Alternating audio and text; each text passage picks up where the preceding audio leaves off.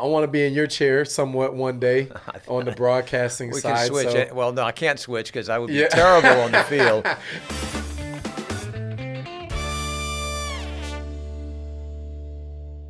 Our featured guest today is Justin Reid, safety for the New Orleans Saints, and a South Louisiana native whose journey has come full circle.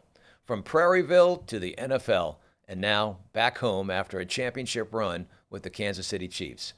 Justin returns with experience, leadership, and a city behind him.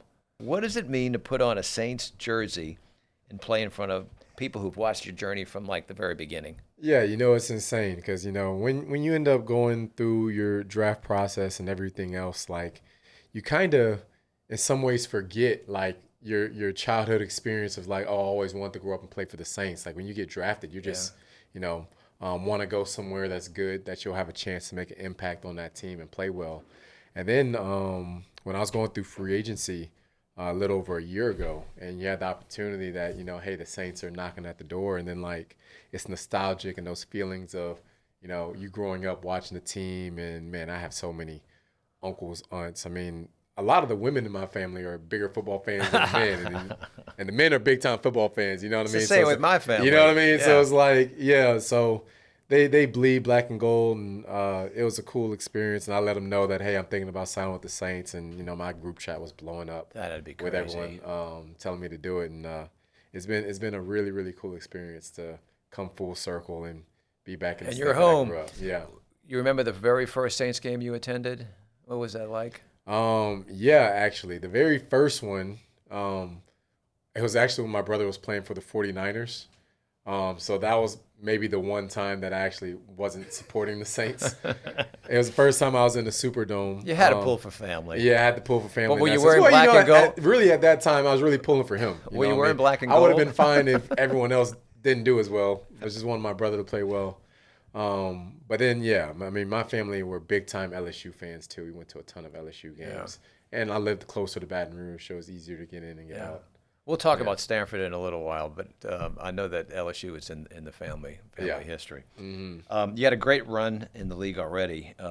What made it the right time to come home in your mind? Yeah, couple of things. I mean, it's just the truth of the matter. Financially, it made sense. Yeah. Then it was just situation and opportunity, right? Had a chance to come in. I knew what I was signing up for. Coach Kellen, Coach Staley was like, hey, we're in a rebuilding mode. First time head coach, first time, coaching staff. My defensive back coach was the first time safeties coach in the NFL, although he had a ton of experience at Texas. It's different shifting. And they let me know that, part of it would be building that culture, which I've always seen myself as. Everywhere I've gone, I've always seen myself as a catalyst, not only for play for myself, but to also help my teammates reach their highest and best version of themselves to play well. So it was cool to be able to come back and, bring life back into the city, knowing how much it means to Louisiana. And we turned it around a lot faster than I thought it would, to be honest with you. I thought it might have been a 2-year project. But the way that we finished last season on the upswing is really, really exciting for what we're going to go and do this year. So when you made that decision that you were going to come back or come to New Orleans, who was the first person you called? Yeah, I had the group chat. I had the group chat with all my parents, my siblings in it. Everybody got the same call at the same time? I dropped it in there at the same time. Yeah. And so, like you said, it blew up from there. I'm sure you got lots of invitations to dinners and come home. We got some. Oh yeah, got some food cooking listen, for I'm you. I'm never short of asking for tickets because I have like 20, 25, 30 people come to games each week. So when you were playing in Kansas City, did you get a lot of folks coming up from Louisiana? Yeah, no, not as games? much. I mean, maybe every third or fourth game. Yeah. Yeah, like one around the holidays, like either Christmas or Thanksgiving. Yeah.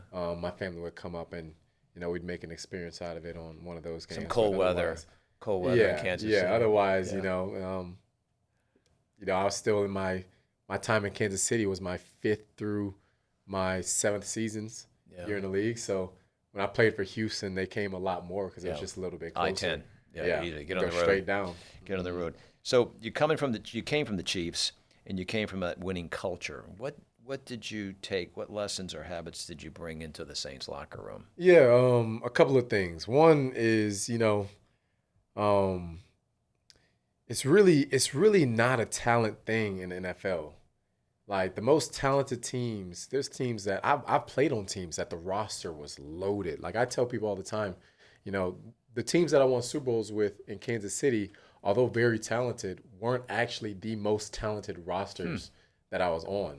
Like those two first years I was with the Texans, and you had J.J. Watt and Jadeveon Clowney and DeAndre Hopkins and Will Fuller and um, Tyron was actually on one of those teams. Kareem Jackson, like just loaded. Whitney Merciless, Like an just all-star loaded team with you just talent. mentioned. Yeah, and then like we will kill in the regular season, and then something happens in the playoffs to where things just kind of fall apart a little bit. There's that infamous 24-0 game against Kansas City that Kansas City comes back and win en route to their first Super Bowl that season. And what I took from it, my experience in Kansas City, was that it's really about moments, right? Like my perspective on the regular season and the postseason has just shifted dramatically. Like, I'm not going to say that the regular season isn't important because it is, but really the only thing we cared about is like we knew we were going to take care of enough business during the regular season. The only thing that mattered was the playoffs. Right. You know what I mean? Like everything was building up towards that There moment. it's one and done, right? We didn't care about peaking, week 6, week 7 into the season. It was like, hey, everything we're doing is about learning and developing, and we just want to be able to hit January and be playing our best ball at that point. You know what I mean? So it's like a different mindset. Like there's a different approach to mistakes depending on where you are in the season, and like developing young guys, getting young guys reps, because it's like, hey, you're going to help us now, but what we're really going to need you is at some point in the postseason, somebody who hasn't played much during the regular season, whether he's a rotational player or whatever, we're going to need somebody to step up and make a play for us to win a game. You don't know who it's going to be, so you have to pour into everybody. You know what I mean? You take everyone under your wing, you help everyone understand the playbook, and then at some point that person's number is going to be called, and they're going to make a big time play that's going to help you win the game. So it's about that culture of unity, bringing people together, and letting guys know that, hey, no one needs to go out here and be Superman. I know everyone was the best player on each of our youth teams, high school teams, maybe even your college team too. But stay within the shell of who you are, what the personality of the offense, defense, special teams unit is. Stay within the shell of that personality, and your best is good enough. We don't need you to try and go above your best and be superhuman. Right. Whatever your best is, do your best. It'll work out. Do you think that that's what separates good teams from the championship teams? Absolutely. Absolutely. I mean, it's just being able to handle, moments and adversity, and, it's really not like you can see it across all sports, and I've had a bunch of different perspective, having been on average teams, good teams, bad teams. Like I've kind of been across the board. The thing is, it's like, it's not when things are going good. Everyone can play when things are going good. You can really pummel the other opponent. It's when, hey, what happens when you're down 10 points? You know what I mean? Yeah. Does everything fall apart, or do you rally together? You know what I mean? And play to your strengths and stuff. So that's really where you see the difference between good teams and bad teams. Good teams find a way to come back. Bad teams falter, and the losing gets worse. Well, that brings me to leadership on the team. The past several years, you've had someone like DeMario, who has been a leader on the defense, and he's provided that spark. Here you now come in. You're a veteran, and you've got a relatively young team as well. What role do you see yourself playing, and what role do you want to play in that regard? So my role, again, I still see myself as a catalyst guy. Like my personality and leadership style is I want to create other leaders. Like my best version, my best picture of a team is that, hey, we have leaders across the board, and everyone has a chance to lead in their own reign. And it's like, hey, if I'm like, not doing something, and you want to lead me in a way that's like, hey, you should feel open to do that. You know what I mean? And there needs to be a strong, consistent voice somewhere on the front and the back end, usually the quarterback, and, usually someone on the defensive side. And I'll step into that role too. But I would much prefer that there's leaders in every room, because that just increases the level of accountability.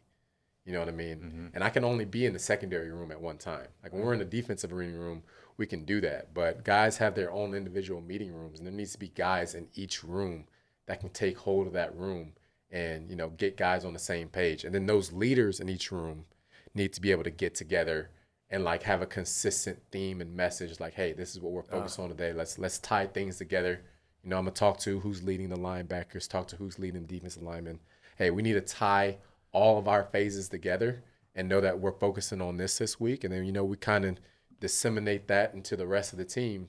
And, that's the way that I like to see it operate. Yeah. We talk about Coach Staley. You mentioned the fact that you thought it may be longer than a year or so, but you really felt like it was gelling toward the end of last season. Yeah, it happened quick. We had a bunch of young players. You ranked ninth, but, I mean, underrated as far as a lot of people thought, Yeah, absolutely. I mean, the way we just finished the season strong, and defensively played really well for a while. And then offensively, they were just very young. And then once they started catching their stride, they were able to come in and save some games too, and just played really, really strong at the end of the season, which is what you want. You have a young rookie quarterback at the time coming in and playing well. You have young guys that hit. We were in not the best salary cap situations, but Mickey found a way to make it work. Pulled in some talent, and things are looking very bright and sunny in New Orleans right now, heading into OTA starting in a couple of weeks. Yeah, we had Tyler on a couple of weeks ago, and we talked about that new spirit found amongst the fan base, and the excitement that he's bringing. I'm certainly you see that, and we're all very excited about that. Let's talk about your position, safety being one of the most cerebral positions in football. What goes through your mind pre-snap? Yeah, well, first and foremost, it's about us. It's not about them. So there's kind of levels to it. It's kind of like, where we are in the game. The first drive or two of the game, every offense has these scripts that they run, these 15, 20-play scripts that like they're testing. It's a play you didn't see before. They're trying to set something up for the future. So there's no point in trying to guess what they're going to do. So the first quarter of the game, kind of watching. I kind of watch. I don't actually I'm not trying to. Sometimes you feel something, you make a play.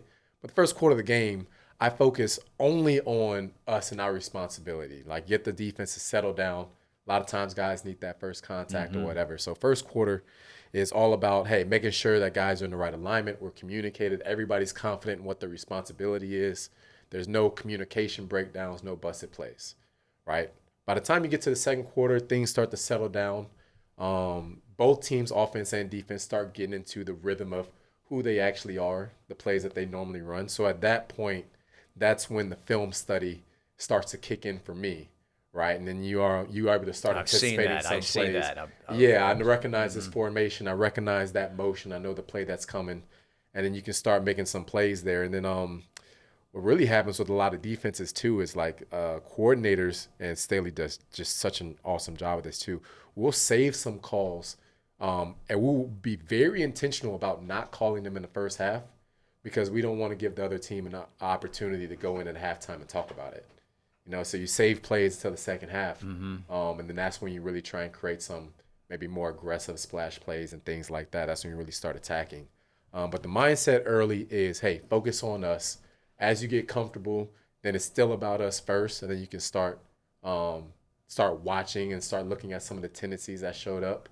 Yeah. And then it's just kind of the flow of the game. If you're dominating, then you can get more aggressive, because when you're dominating on defense, offenses typically get more simple because they want to run something that their guys have run 100 times to try and just get some type of play. So you can actually rely on your game planning more when you're already playing well. Kind of intimidation. Yeah, you know what I mean? But then when you're on your heels a little bit, and this happens in every game, when you're on your heels a little bit, it kind of comes back to, hey, we need to focus a little bit more on us. It's the same thing. Yeah.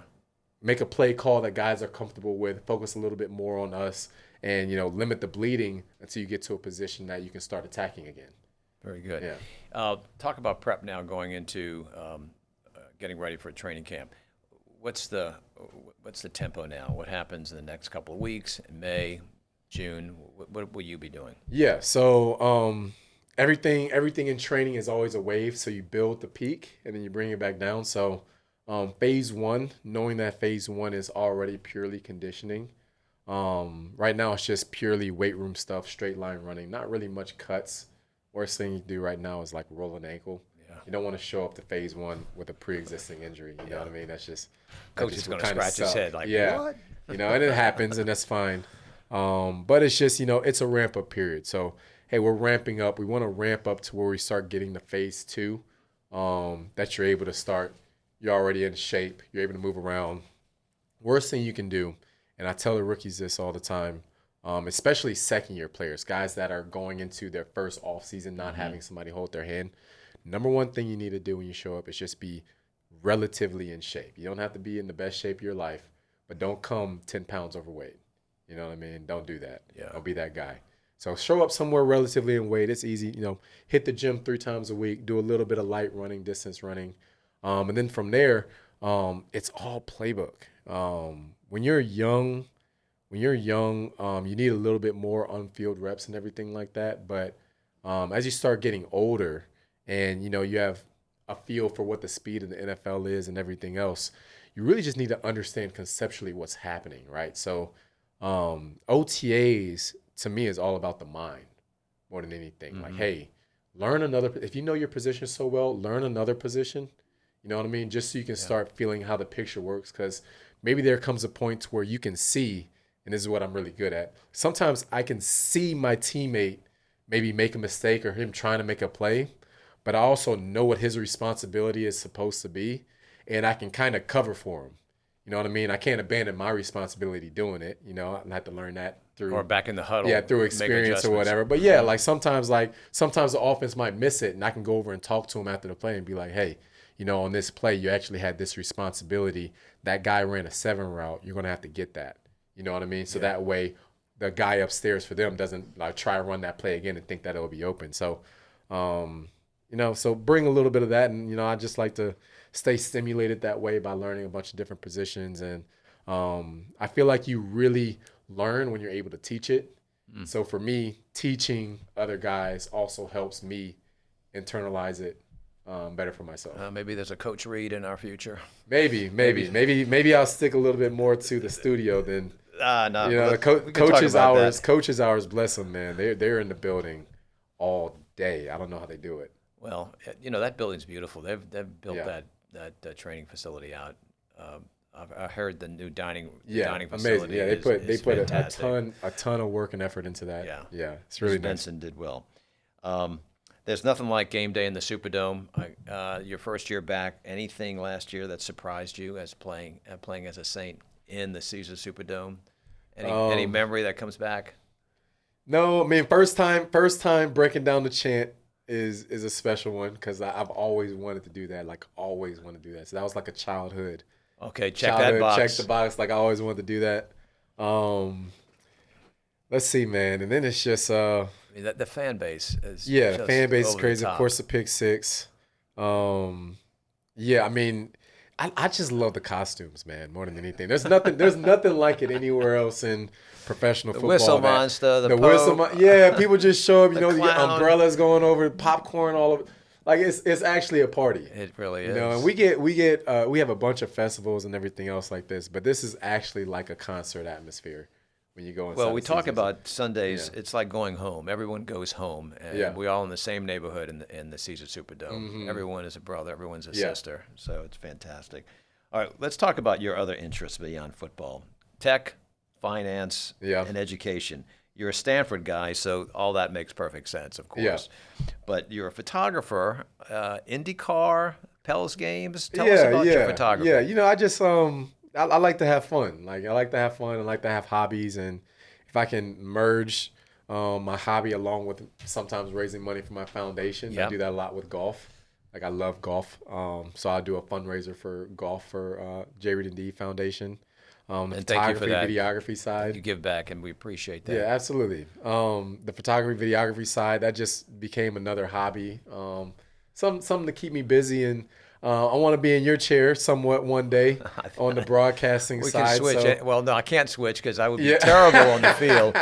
But you can sit here anytime you want. So I thought it'd be fun to just start learning all phases of production, and that's how I started my journey into the videography and photography. And then some chess, and then I do some commercial real estate too. All right, you keep busy. Yeah, there's no off season for you. Let's talk a little bit about your nonprofit work, your Yeah. philanthropy. Give us a sense of where you're focused and what are you trying to do with it? Yeah, absolutely. So J Reid Indeed focuses primarily on tech, nutrition, and athletics. One of our signature items is we really want to give kids a base in like data analysis and understanding Microsoft Office, how to use Excel, life skills, literacy skills.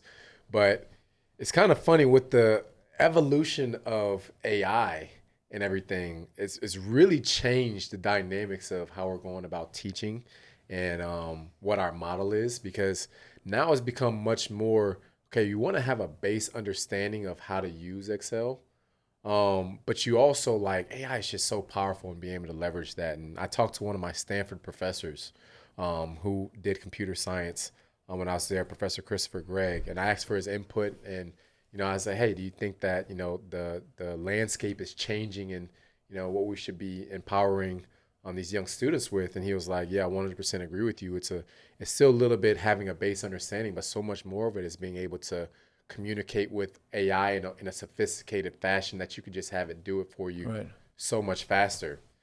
So the direction that we're going with the foundation is we're teaching and equipping kids how to communicate with AI to do cool things like logistic and linear and logistic regression models, which is layman's terms for basically prediction models. Like, hey, give me a sheet of data. Maybe it's your sales from this year. Maybe it's weather patterns. Maybe it's how your team performed for the last whatever years in this month.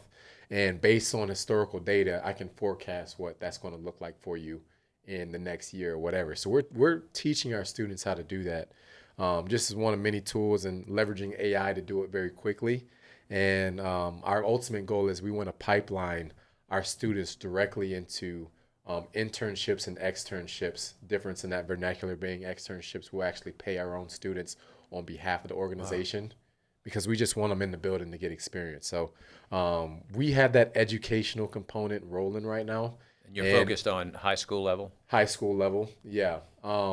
And what we're searching for right now is the right business partners that can come in and accept some of our kids and Excellent. be able to give them some of that resume experience. That'll be really important. So if somebody wants to get involved in J Reid Indeed, they can contact Yeah, you. multiple ways. Of course, sponsorship, volunteering, but also if you know someone or you own a business yourself and you have a space that you can have take in one of our students to give them some on-site experience, that'd be really powerful for these kids. Very good. I should connect you with Youth Force NOLA. It's a great organization that's taking the next step for people who want to look at where they're going to go beyond high school, what track they're going to follow. Speaking of Stanford, what was the journey like from Prairieville to Stanford? Yeah, culture shock. Yeah, I mean that's whole different side of the world in a lot of ways. But I felt like it helped me grow a ton. You know what I mean? Because were you looking to truly leave outside the state and go? Well, I wanted to blaze my own trail because my older brother was All-American at LSU, right? And he's very successful. And going through high school, older brother Eric. Yeah, I wasn't even Justin Reid yet. I was just Eric Reid's little brother the whole time I was going through high school, and I wanted to blaze my own trail. And at the time that I committed to Stanford, he was playing for the 49ers. So it was Bay Area, and I would play on Saturday and then watch him go play Sunday, and kind of got a head start into what the league looked like. So it just made a ton of sense. Yeah, that's great. Well, we're so glad you're back home in Louisiana and playing for the New Orleans Saints. Yeah, me too. A couple of quick questions. What does a perfect day off in New Orleans look like for you? Like if you're not going into the training camp. Yeah. This is Justin's day. What does Justin do? It sounds like it takes a lot of photography. Yeah, well, I have my 14-month-old. So we're going to do something. We're going to take her out, give her a new experience somewhere. We can go into the quarter or go to the Children's Museum. Oh, yeah. Something fun early on. Has she discovered and beignets yet? I'm a morning person, and I feel like she's also a bit of a morning person to where like she's just in a great mood early in the day. So do something get early. Get her while she's happy, right? And I have two giant schnauzers, so usually I'll wake up and take them to play at like 7 in the morning. Take them to play, come back by 7:30. Do something with the family in the morning. If I can come back and I have a simulator in my house, so whether that's play a quick 9 holes or play on a simulator for an hour or two somewhere along there. I've recently started getting into wine a little bit. Okay. So we'll do something to fill up that middle of the day, whether that's going down Frenchman or into the quarter, get some food. Nice. There's a Japanese spot actually called, I'm going to give them a free shout out here. This is free promotion only because they're so good. All right. Ngoni. Okay. Ngoni is fire. It's awesome experience. But there's just, you're never short of good places to go eat. Get some good food. If I could finish the night off with a smooth battle of cab, something to help me sleep at night, yeah, it'd be very nice. And then we get into training, and all that's off the limits, right? Yeah. Oh yeah, 90% of it. Yeah. 90%. Your favorite Louisiana meal when you got back home? What was that one meal you're like, okay, I'm man, home. I gotta have this. Yeah, no, my mom's red beans and rice, and then she does a cornbread with it, and I crumple the cornbread into the red bean and rice to thicken it up a little bit. So that for those that frequent Opelousas or Lake Charles, there's Billy and Ray's Boudin. There's a small corner store that's out there. Place that into the red beans and rice? No, you can eat them on side of each other. You don't mix those two together. All right. Yeah, but those two spots are my absolute go-tos every time. That's good. And you don't need to worry about having just on Mondays. You can do that red beans and rice any day, right? Yeah, like rice, anything rice or anything pasta, carbs. That works. Yeah, I tear it up. One artist that has to be on your pregame playlist. And as I understand it, the players choose the music that's being played in the Superdome while y'all are doing your pregame workout, right? Yeah. What would be, or what have you chosen? Yeah, you know what? Maybe I'm weird. I actually don't listen to music. You don't? Yeah, I don't listen to music. I mean, I'll listen to whatever's playing in the locker room, but like. But once you're on that field in the pregame, you're just. Yeah, I'm doing my thing, and like for me, like I'm an on-field coach, so for me, it's like those last little things, like talking to guys, doing specific things, like, hey, this is what we're doing today. Remember, we made this adjustment in this call this week because they do this. You know what I mean? So like, I don't know, the music. Most of the time, if I'm going to listen to something, I'd rather listen to something very calm and smooth, Louis Armstrong or Masego or something that's just very low key. I don't like doing hype. Yeah. Because I don't want to like emotionally drain myself before the game starts.